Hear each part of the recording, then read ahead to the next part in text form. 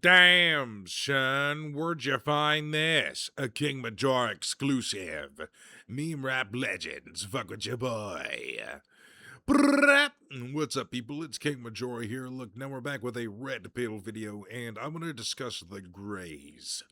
The non-human intelligence that people such as Dr. Eric Davis, in testimony throughout the 1900s and into modernity, of a non-human intelligence within abduction and UFO phenomena that, are described as small in stature little goblins, basically. And what you get in the Hollywood ized and common propaganda about the ufology is that they actually are grays, and that being gray as its distinct category, unique in itself. And I'm basically here to tell you that it probably isn't. It's more than likely an exosuit, a soft, like a suit that protects them from the environment, and the black eyes of ancient history, so to speak, are contact lenses, basically from the suit from basically the reason that we have all of these modern technologies of infrared, night vision, and advanced computers and fiber optics. uh, this guy here, Philip J. Corso, claims that he to have direct knowledge from the database of basically the from we're going to get into it, but he let's read his overview. So, Philip Corso served in the United States Army from 1942 to 1963 and earned the rank of lieutenant colonel. Corso was on the staff of President Eisenhower's National Security Council for 4 years. 1953, 1957. In 1961, he became chief of the Pentagon's Foreign Technology Desk in Army Research and Development. And what he claims in his co-authored with William J. Burns, interview within the day after Roswell, that he basically was in possession of this exotic technology that came to him and was in circulation from Wright Pat Air Force Base. The stories of Roswell, and when you actually study Roswell, it's actually crazy how they got totally gangster with people and silenced people, killed people, people go missing, people got robbed, and very few, if any, evidence remains, and people were heavily pressured to not speak. There's very suspicious things around it. The farm, the guy who had the truck, who picked up the vehicle in the first place before the military gets involved, or he was involved with the military. There's a great book about the military witnesses and people in the surrounding area of Roswell. So there's definitely something to Roswell more than the media likes to tell you. Excuse me. And Philip J. Corso, sorry, I got something in my throat. Um, he basically confirms this, and he claims within his work in that field during that time at the Foreign Intelligence that he basically got it's like several pieces in a box of technology from Roswell crash. And what he claims within this book, you see, is that he more or less claims that the little grays are not actually gray at all. But as I said in the beginning, oh great, it's not labeled correctly. The exosuit. Oh damn. But it's the exosuit, and we basically reverse engineered the suit, the gray suit, and the contact lenses that are like the black almond shaped things. And we got the fiber optics, we got the modern computing, and basically all of the leap that we had right after the events of Roswell in the decade or so after that. Then once they reverse engineered pieces of the craft, pieces of the body itself, they begin to create exotic technologies that became everyday integration into the technology we have today. Your smart device, your phone if you're watching, or a tablet if you're watching, or your computer was directly enhanced by knowledge gained from reverse engineering the suit and basically uh the technologies of the craft. And if you go into other serious study about these exotic craft and vehicles, it appears based on that and abduction phenomena that there's some form of ESP, psychic psionics, to where they can control the craft through some sort of telepathic interface. And it would explain that this technology that they have, which would probably be more advanced versions of like how our Neuralink is. And you can go watch my Quantum Edge Science Super my Red Pill video that talks about the transition and holographic technologies and all of the things that are in the works by the United States government to basically push the next phase. You can also watch my the video I did on why they're engineering World War III, the power players within the Trump dynamic, and so forth, and why it's basically all to push a new age after that with an alien group that is actually alien, but it is in itself a deception on their behalf. And it's more so, in my opinion, to test how gullible humanity is. Because I do believe we are stock humans. We are a human race, and I think human is more common based on the engineers in the Genesis program. And the original Earth atom, if you want to watch my video Elohim, the non human intelligence among us, according to the clay tablets, they were not even like any of our skin tones. The closest thing being to being like the Native Americans, because in the clay tablets, it's like they are the color of blood or the color of the clay of the Abzu. There's nothing really close to it. I mean, in real life. And then they've tweaked so much to the point where we might not even be the related to the Earth atoms. Atom seems to be a build that's not just inherent to Earth. But the reason I'm bringing all this up with the day after Roswell is I wanted to actually get a picture of the goblin itself because I think they're goblins, ladies and gentlemen. I think that they're goblins. And uh see, this is where it talks about he claims that they're a biological robot. It says right here in chapter 7, the EBE. Therefore, perhaps we shouldn't consider the EBEs as described in the medical autopsy reports humanoid robots rather than life forms, specifically engineered for long distance travel through space or time.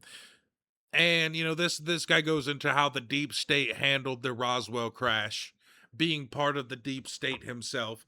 And I've went into what the deep state actually is. It's not inherently a boogeyman. It's the continuation of the United States and its industrial complexes, military and intelligence, and its policy that is supposed to survive and withstand the durability of multiple different various elected officials. And that includes the House, Senate, the presidency. It's not inherently bad, but it does have a bureaucracy problem for its status quo. But he goes into some of the darker aspects of the Roswell crash, and this goes into modern whistleblowers talking about the 79-year plus cover up of exotic technologies. I can go into the Bofield Brown effect and Brown's uh, exotic anti gravity technology development in the 1950s, and then all of a sudden he gets shut down. It goes quiet. The media projects Edison Einstein backed physics and electricity understandings and shuns everything else, while Rockefeller, Carnegie, and Ford, financed originally by Rothschild, to basically dumb down the population to trust a academic authority consensus that they basically socially engineer and place the textbooks into the classrooms. I mean, essentially the point is the people who get good at school and they become teachers, they're good at basically following orders, taking the information provided to them and regurgitating it with authority. That's basically what they are. And there's nothing intrinsically unique or independent variable to their findings. I mean, these saucers or whatever the hell they are that are being disclosed currently, no matter what, even if the modern push in the last year or so has not been very big, the mere fact that it's on TV, ladies and gentlemen, being told to everyday people who don't have this curiosity of the non-human intelligence element, a lot of people don't. They don't care to know, or if they do they believe in it, they don't really have time to dwell on it because what can you do? And there's nothing wrong with that. But the non-human intelligence wants itself to be known, and I think the angles going for is deception, which is concerning. Not to tangent too far, and we'll read a little bit more from this if we can. Um, I do the AI tries to say that this isn't real, but it is, and I found it out through Vice. I was actually in the joint, and my dad sent it to me in a an email. And I'm like, holy shit. And basically, and I verified it when I got out, that the 2022 Congress said that through a spending bill, and you can see the spending bill. See, this article is never brought up on anything, people.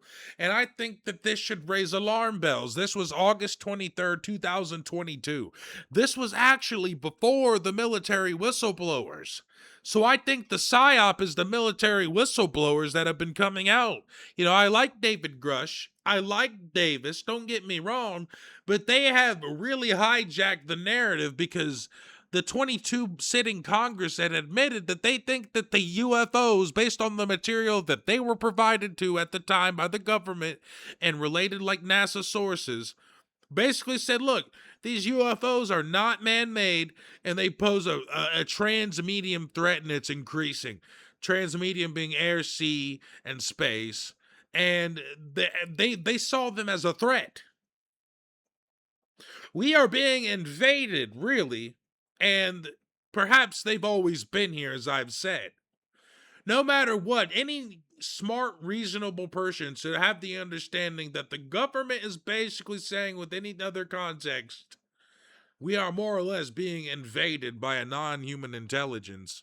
Though I advocate they've always been here and, in fact, engineered our species, our collective races that I believe evolved differently, basically off different, not pre-human hominids, like the Australopithecus evolution into the other hominids that became the Negroid man of today. You've got the reptilian like uh mythology of the some of the Orient, like the Chinese and the Japanese, going back to our the reptilians.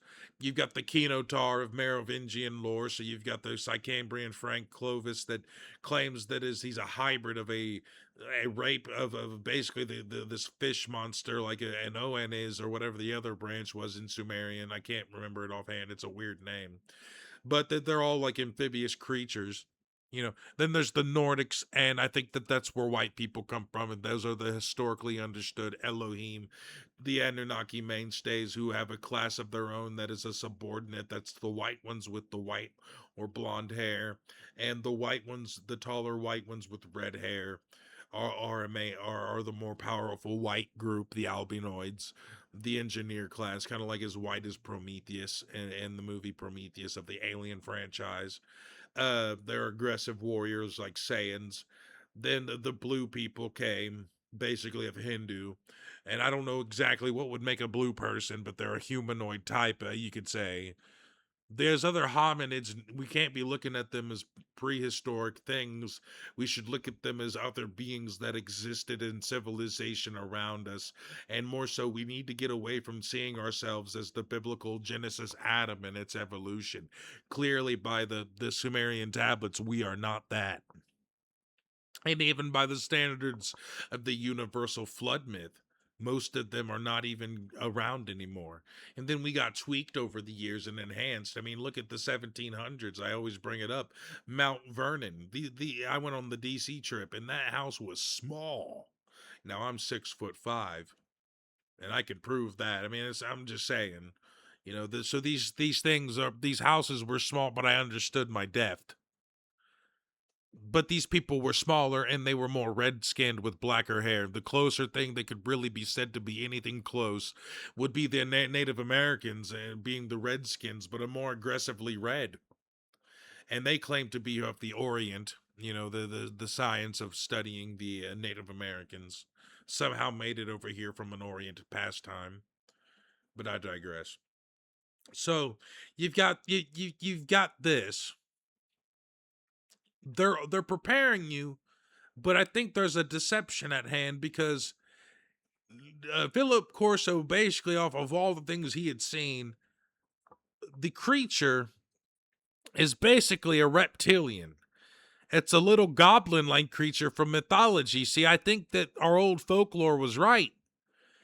We don't understand that these ancient folk creatures are what are still manifesting today. We just have a more capable language to understand them, or for whatever reason they are returning or manifesting themselves.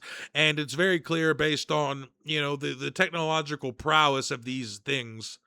That they have chosen to make themselves known. I was looking for the picture in the book. I've read this book several times.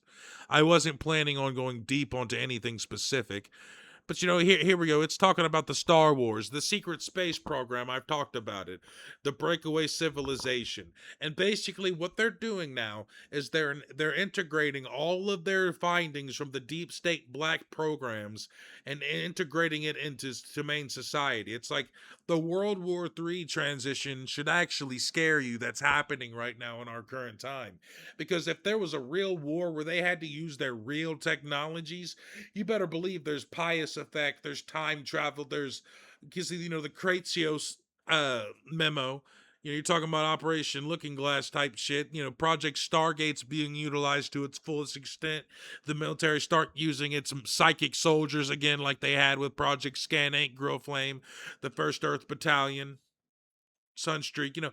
They would go all out, and I don't think the nuclear threat, even though I do think a nuclear exchange will take place, it's all in an effort of Shakespearean war theater, because they've been the United States. If you understand, like, from example, the Project for a New American Century, PNAC, policy that was being made by the George W. Bush administration, the ultra Zionist radicals behind, inspired by Chabad Lubavitch radical Hasidism and the supremacy movement, end times eschaton Judaism, basically is having the fact that, basically they're combining the old traditions into a hierarchy of imperial design based on the ancient world. You've got the Chinese talking about the jade bureaucracy, the purple heaven, the Saturnalian skies of darkness and hue. Before you got examples of the proselenes, the artificial satellite moon, and all the things that are involved with that.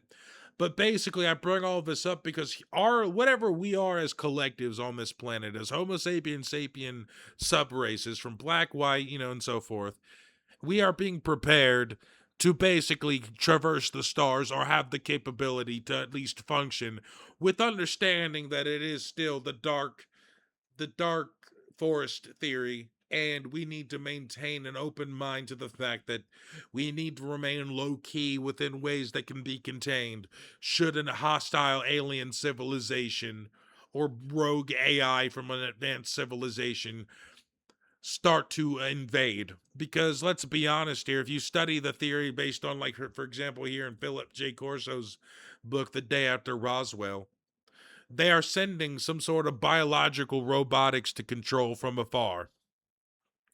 That seems to be the future of travel, realistically, if you consider what we would do. As much as I go against the modern theories of academia, I don't necessarily think that all of them are wrong. They are academic heroes for a reason, but you should not just blindly assume that it ends and begins with their own personal philosophies and works, because that's where we fail. That's the folly of man, because while we're all thinking that superliminal speeds are impossible, that certain things can't be done, Michio Kaku thinking simulation theory can't be true because it's too big to be generated, like, because of your understanding, maybe. You clearly don't understand how we progress. These people are, I hate those people. Neil deGrasse Tyson, who's a snake bastard, who's basically finally now starting to come along to this exotic theory because all of the skeptic movement is basically being proven wrong.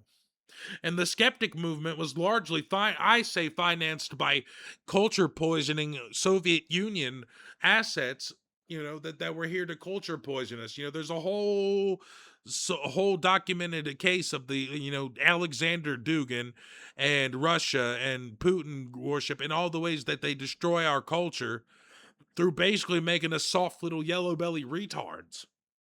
And they've done just that to soften the American grit and independence. And they did. And I don't know where that's going to lead us, ladies and gentlemen, but while all of this is happening, rogue Resident Evil basically level genetic science, mad science is taking place. The Bofield Brown effect and the Pais effect are a tip of a surface iceberg, where it seems the deeper breakaway class are really developing Star Wars. This goes into the NASA hacker. What was it, McKinney? I can't remember his name.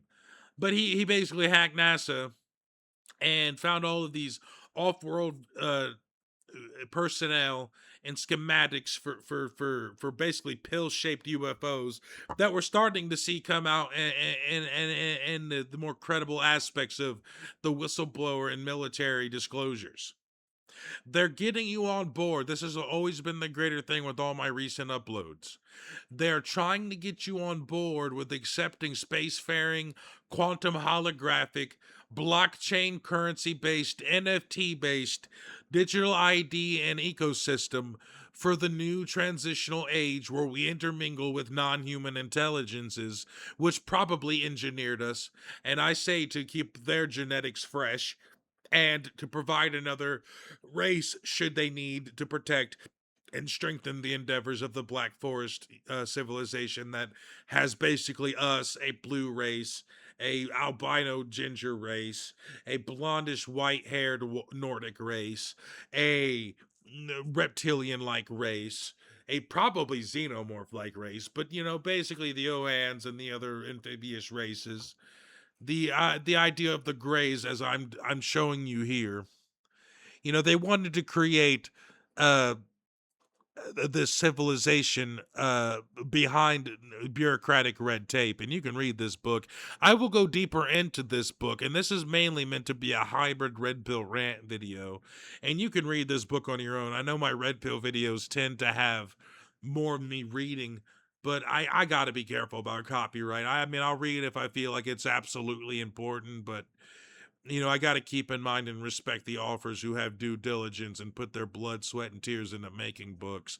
You need to buy these books. I'm not here just to say that you shouldn't support the original artists who make these books because, that was the whole point of even reading from the books.